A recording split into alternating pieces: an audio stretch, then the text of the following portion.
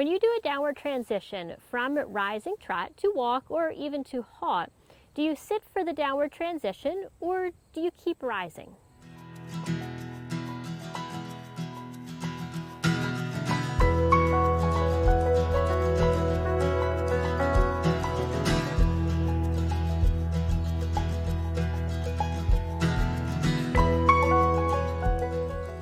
I'm Callie, this is my horse Noelle. You're watching our weekly show here, and today I want to talk about this one little specific thing. And when we do downward transitions from rising trot, it's often taught to sit deep and to sit down and stop posting in order to have the horse do that transition.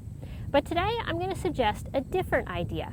It doesn't mean that sitting and stopping posting is always wrong, but here's a different way that you can do your downward transitions that can help both you and your horse maintain a better balance.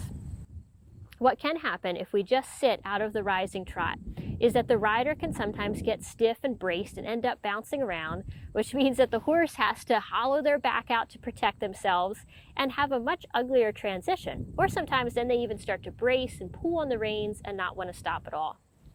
Also for the horse, it can be difficult for the horse to maintain a good balance. And the horse will have a poor transition just because of the poor quality movement of the rider. So what I'm going to show you here is how you can keep rising all the way through your downward transitions. To be able to comfortably sit a trot, the better the horse is moving, the more comfortable it is for us. Whether we're doing a sitting trot for a length of time, or even if we're just doing a sitting trot for these few steps during the transition. So I can maintain a better balance if I think about slowing my rising, asking her for the transition, and then as she settles into walk, I sit. She took a few little, almost jiggy steps there at the very end, and I sat through those, but I didn't sit as she was still in her trot. So to show this one more time, rising trot, slow my rising, little squeeze with the reins, and then I sit as she walks. This is also very beneficial for doing upward transitions as well.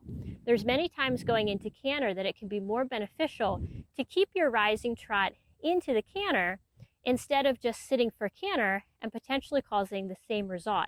As you sit and try to push your horse into canter, they may get hollow and have a poor quality transition if they transition at all.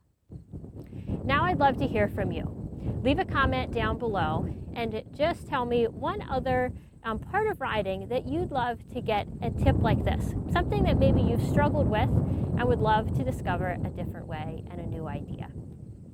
Enjoy the ride. Thank you for watching, and I'll see you in the next video.